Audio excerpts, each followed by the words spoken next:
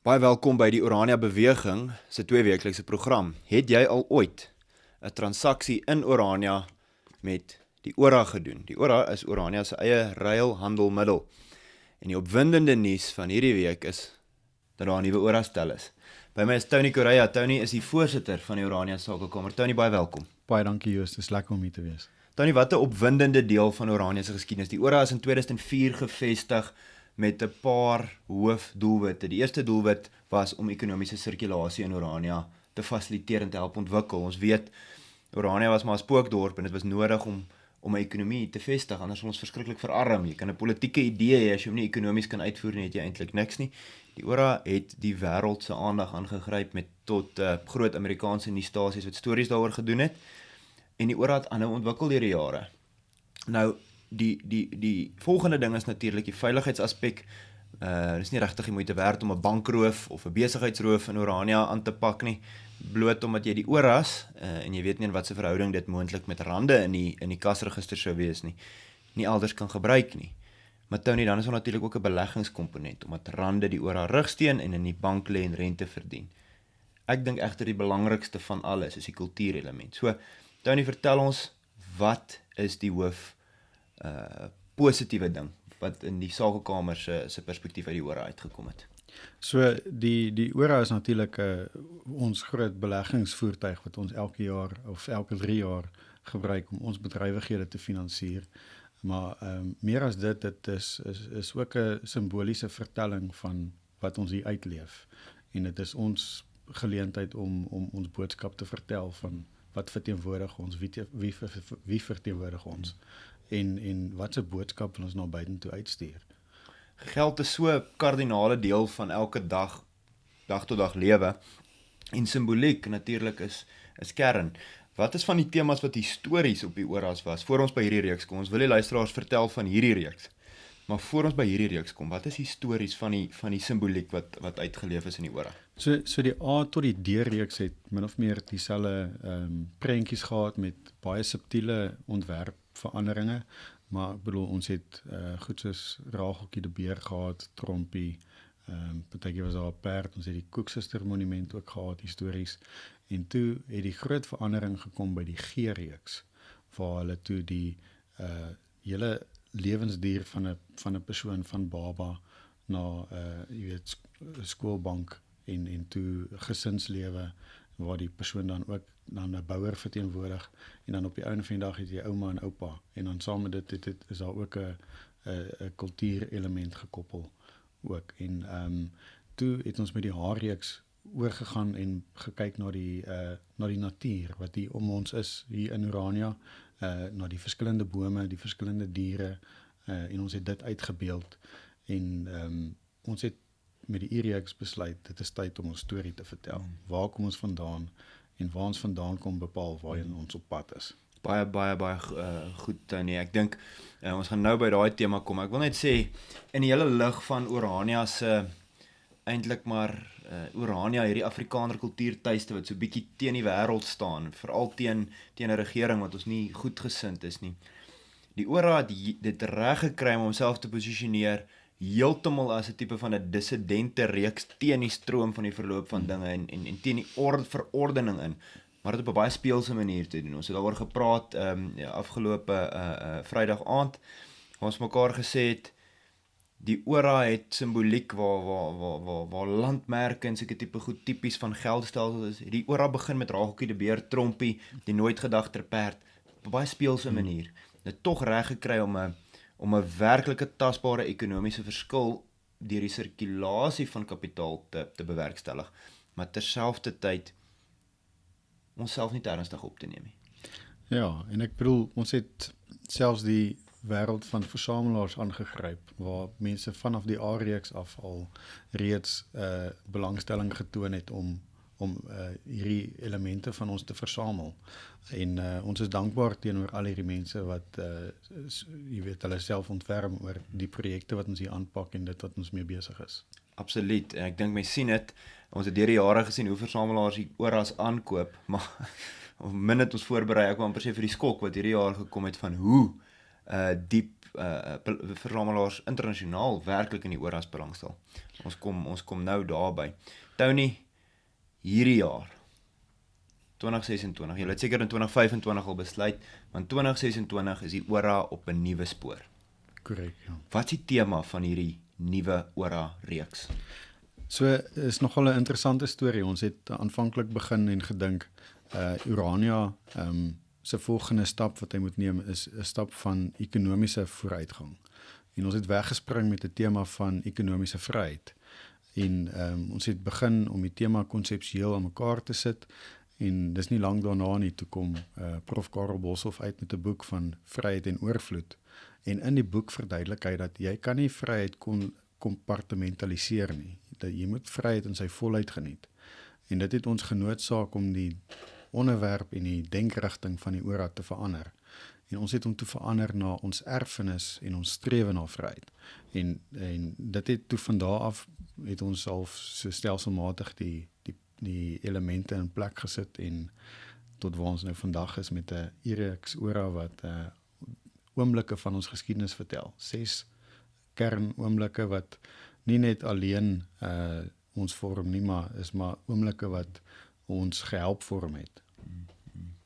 Ek wil 'n bietjie vir die luisteraars vra, wie van julle was al in Orania? Wie van julle het al 'n transaksie van enige aard met ORA's gedoen? Dis nou natuurlik gefokus op ons luisteraars buite Orania en ons kykers. Wie van julle het al in Orania aangedoen en in een van hierdie reekse 'n transaksie gedoen of dalk nie 'n transaksie gedoen nie, maar ORA's huis toe geneem? Van waar af is jy? Wanneer was jy hier? As jy dalk weet wat se reeks, skryf dit vir ons in die kommentaar afdeling. Ons wil hoor, het jy al ooit enige transaksie met ORA's gedoen? Dit dan nou net voor ons kom by die nuutste reeks. Dit is die U-reeks, Tony. Korrek. Ja. Julle het nou gesê vryheid en ekonomie was die oorspronklike standpunt en plan, en toe sê julle maar vryheid kan nie gereduseer word eintlik tot net een kompartement van wat dit is. En jy moet vryheid in sy volheid bedink en ervaar. En dis tog waartoe ons op pad is hier in Orania ook.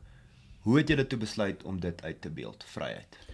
So ons het 'n paar konseptuele voorstelle gehad.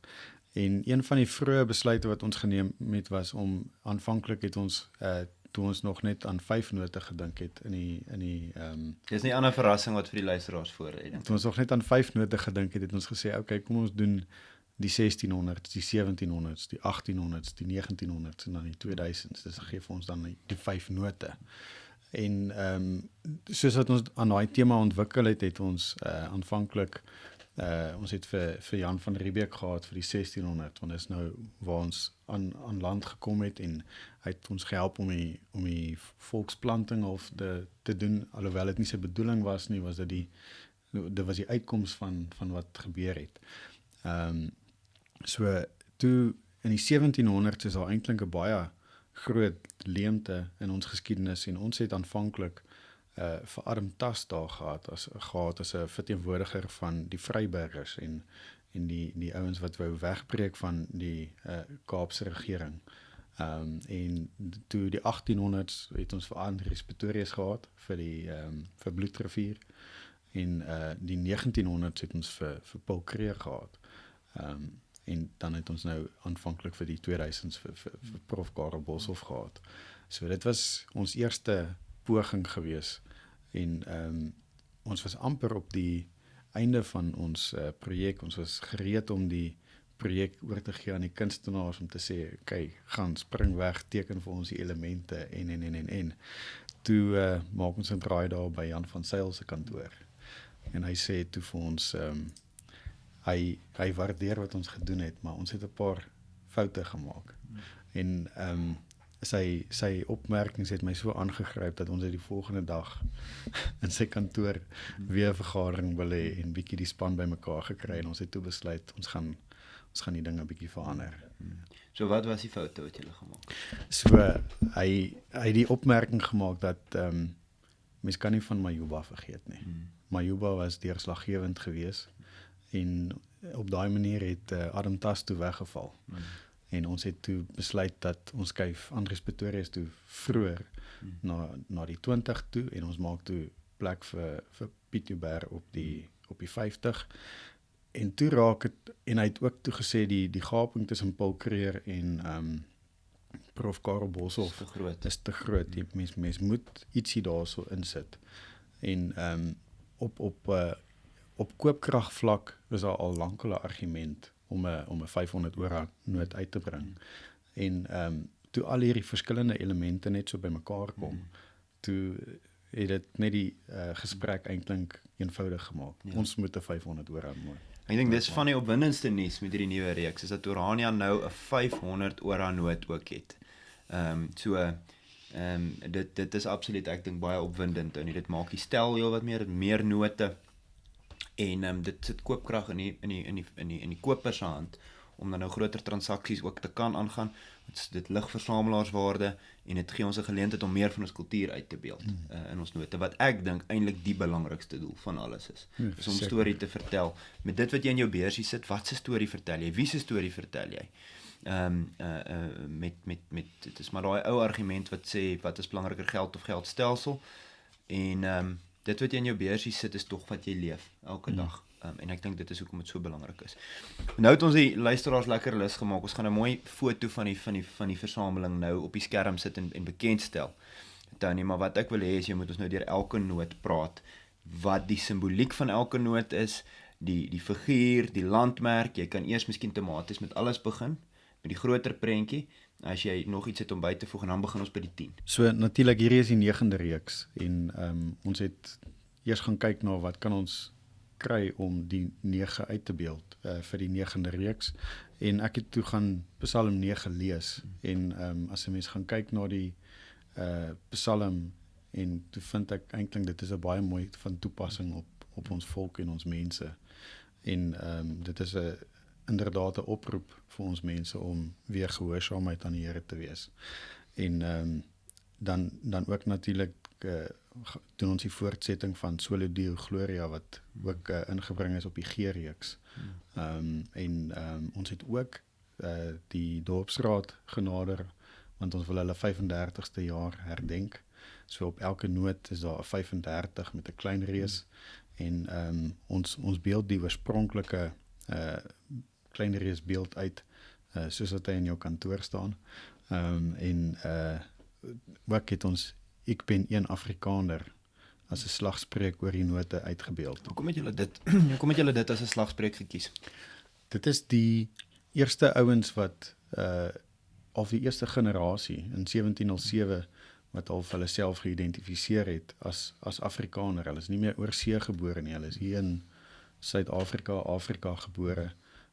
Hulle wortels is hierso, en hulle dis nie meer Nederland erken as hulle magsbasis nie, hulle wil plaaslik regeer word. En dit sluit natuurlik aan by die vryburger tema wat jy vroeër na verwys het, die eerste vroeë boere mense eintlik wat wou vry wees, maar nou het mens nie die armtas op nie, maar jy tog wel hierdie ek ben een Afrikaner. Jy vervang hom eintlik. Korrek, ja.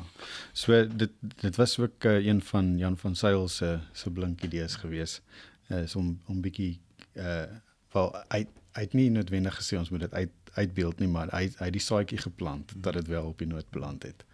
So dit het toe op die einde baie mooi simboliek geword vir ons.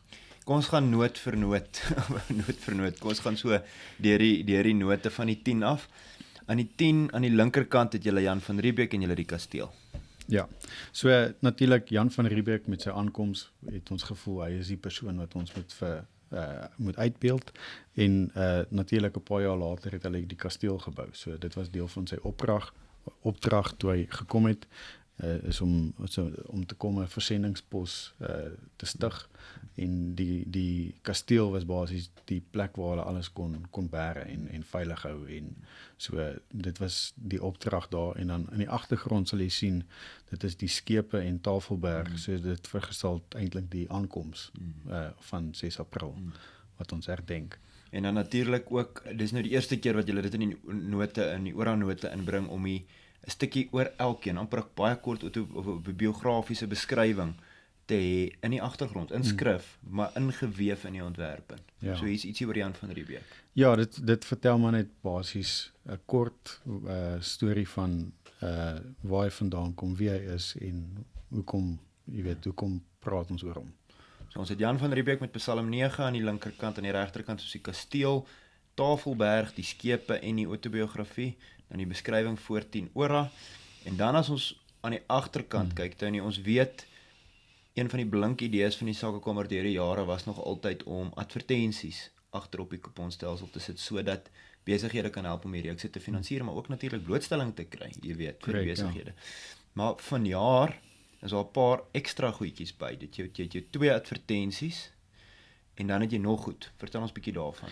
So, daar's net op die 10 en die 100 2 advertensies. Die ander note het almal een groot advertensie. Daai was eintlik bietjie van 'n tegniese fout gewees tussen die kommunikasie tussen my en die drukkers, want ons het gepraat oor die moontlikhede van hoeveel adverteerders kan op die note verskyn en so aan, en daar was toe nou tussen ons nou wel 'n kommunikasie foutjie gewees. En toe het ons al reeds al die geld vir die advertensies ingekry. So jy maar 'n plan maak. Toe moes ons nou 'n plan maak. So toe gaan bel ek maar almal en ek sê vir hulle, hoorie so, ek het vir julle goeie nuus en slegte nuus. En dit is ons kan die note waarop hulle op sirkulasie in sirkulasie vertoon, kan ons verdubbel. Maar dit beteken ons moet jou advertensie in die helfte sny. So almal het toe gelukkig ingestem op die reëling, en ons is toe dankbaar dat ons toe nou dit so kon akkommodeer. So die advertensies. En dan lyk dit vir my is iets wat oorkom van die vorige reeks. Orania ondersteuners en kykers sal dalk onthou dat die vorige reeks die tema bewoonwerk bewaar gehad het, eintlik die skepingsopdrag. Korrek. En daarin van die plaaslike plante en diere. Nou, hierdie keer het julle grafiek aan die agterkant van die noot ook. So julle het diere en plante het julle wat julle uitbeeld, en ook meer as dit, julle het ook Orania se kulturele vakansie daar. Ja, so ons het dit baie nodig geag om elke noot beeld eintlik uit hoekom ons vakansie daar vier. Jy weet, dis nie net vir enige rede dat ons 'n spesifieke vakansiedag in Orania het nie. So ons kon toe nou elke noot ook half koppel aan 'n vakansiedag. En dan ook sal 'n mens sien dat die termes en voorwaardes neem nou ook nie meer helfte van die bladsy op nie. So dit is waarvoor daai QR-kode is. As jy die termes en voorwaardes wil, dan kan jy dit gaan skandeer en jy kan dit gaan lees. So op die 10 het ons stigtingsdag, wat natuurlik aansluit by Jan van Riebeeck stigtingdag, wat 'n vakansiedag in Orania is. Korrek. Goed. Dan op die 20. Ek wil wel terugkom gou na die 10. Daar's nog 'n element wat baie spesiaal is. En dit is die mossie wat op die agterkant vertoon. En dit blyk terug na die Anglo-Boereoorlog, en daar's eintlik 'n baie mooi verhaal van hoe tannie Tibie Steyn seker gemaak het dat dit op die kleinste geldeenheid kom. En dit kom eintlik van 'n Bybelvers wat sê, as die Here dan aan die mossie of sal voorsien, hoekom sal hy dan nie aan ons voorsien nie? So die 10 is ook dan die kleinste transaksienoot. Ja. En dit beeld dan daai uit Mossie. van Mossies. so hy sal dan ons kleinste transaksies ook behoed en bewaar. Ek dink dis 'n tema wat in die Grensoorlog ook voortgegaan het. Ja. Met die tannie Mossie, wat daai stadium dan 'n 10 sent as ek reg is, nê? Nee. Was eers die 1 sent en toe op 'n stadium die half sent. En vandag, ja, die laaste sente wat nog gedruk is, was die 10 sent. Maar die tema van die Mossie wat dan op 'n baie mooi manier oorgedra word weer na 'n nuwe generasie toe. Ja. En dan op die 20 het ons wat se vakansiedag? Ons het geloftedag. Geloftedag, baie gepas natuurlik. Aan die ander kant is die Gelofte Kerk en Andries Pretorius. Korrek. So dan het ons Geloftedag as Orania vakansiedag en die Dassie. Die Dassie. So die Dassie is natuurlik 'n dier wat in 'n of kan mens sê half in 'n kolonie tipe of funksioneer. Dit gaan oor saamwerk, en dit is ook natuurlik 'n dier wat ons hier in die omgewing het wat gepas is. Dan het ons vir generaal Piet Joubert hier op die 50 ora, en dan natuurlik die slag van Majuba. Ja. Ons sien ook op die 50 ora dat 'n boerekryger, 'n boerekommando lid in 'n geveg betrokke lê hier op die 50 ora. So ons sien dit en aan die agterkant sien ons Majuba, die Majuba berg, is ek reg? Ja, so die prentjie voor en agter is dieselfde prentjie, hy word net op verskillende maniere uitgebeeld. So dit is ook maar 'n prentjie wat Majuba se oorlog toneel bietjie uitbeeld. Goed. En dan natuurlik die Paardekraal monument vir die gelofte wat herbevestig is. Absoluut. Hierso die 100. Ons gaan na die 100 toe. Hier het ons aan die linkerkant die vroue monument. Jy het nou gepraat van die mossie en die konsentrasiekampe. Ons die vroue monument wat in die Vrystaat staan en gepas daarbey is natuurlik die vorige president van die Vrystaat, die tweede laaste en ek weet generaal De Wet was so vir enkele dae tydens die vredesonderhandelinge was hy ook president, maar MT Steyn dan uitgebeeld op die noot. Die 100 was seker een van die moeilikste ene om die persoon te kies, maar ons het toe op die ou ende berus by MT Steyn. Mens sou kon dink aan generaal De Wet, selfs generaal De la Rey, en selfs was daar die voorstel gewees om te dink, maar om 'n vrou op die noot te sit in die vorm van Emily Hobbs, wat ons volk baie voorbeteken het. So, op die ouene het ons toe besluit op president Steyn, en ek dink hy's 'n baie waardige verteenwoordiger. En ek dink is ook baie gepas met die aandag wat ons aan president Kreer gegee het die afgelope 2 jaar met die oprig van die monument het ook baie gepas. En dan beeld julle ook 'n Orania vakansiedag en 'n plaaslike dier uit op die 100. Ja, ons het Bittereinderdag. Bittereinder het eintlik 'n paar jare wat simbolies betekenis het, maar hierso spesifiek kyk ons na die Tweede Vryheidsoorlog se koppeling aan Bittereinderdag en dan ook natuurlik dink ek is die duiker daar agter. Baie gepas in Orania, né? Ja. Nou waarskynlik ons nasionale bok. 200, hier het ons vir Tosius in die Taalmonument. Ja, so die mense sal nie altyd mooi verstaan hoekom ons dit gekies het nie, maar waaroor dit eintlik gaan is, na die Tweede Vryheidsoorlog is ons volk heeltemal verpletter en verplat en ons moet weer van voor af opstaan en ons het werklik opgestaan. Ons het nie net gaan stil staan nie, ons het ons eie vertaling van die Bybel gaan doen en daarom en dit is ons kan aanbid in ons eie taal. Ons kan aanbid in jou eie taal en dis waar die volk gebore is. Dis waar ons kultuur vandaan kom en mens kan self sien in die vroeë 1900s is alles wat ons gedoen het is gegrond in van dit wat uit die Bybel uitkom. So baie gepas ook met die Taalmonument dan aan die regterkant. Korrek, ja. Wat se vakansiedag het ons agterop? Taaldag. Taaldag is natuurlik die regte een. So dit is die 200 ora. Ja. Kom ons gaan na die nuutste byvoeging toe. Tony, dit is een van die opwindende dele van hierdie nuwe reeks en dis die feit dat jy 500 ora hierdie jaar bekend gestel het. Ja. So die 500, die grondlegger van Orania, Ja. Professor Karel Boshoff. So, mens moet bysê dat Chris Jooste was ook 'n oorweging geweest, maar volgende jaar 2027 sou Prof Karel Boshoff 100 jaar oud gewees het en ons het net gedink dit sal baie gepas wees as hy dan terwyl hy sy 100 jaar feesviering het, dat hy dan ook op die noot verskyn. Ek dink is relevant. En dan het president Kreer wel plek gekry aan die regterkant, maar dit is baie interessant waar ons in al die ander gevalle vir mense erkenning gee met hulle gesigte aan die linkerkant van die noot, het ons nou Kreer aan die regterkant, want dit sluit aan by die tema van monumente. Ons sien dit van Jan van Riebeeck met die kasteel, dan Andries Pretorius met die Geloftekerk, dan die Paardekraal monument, dan die vroue monument in die Vrystaat, daar in Bloemfontein, Taalmonument en dan die Kreer monument, eerder as Kreer self, het ons hier aan die regterkant. So ons het vir Kreer, hoekom? Want hy is heropgerig in Orania. In dit wat professor Karel Boshoff help moontlik maak, hy die grondslag gelê vir hierdie Orania idee, saam met ander natuurlik, maar hy is baie sentrale rol vervul.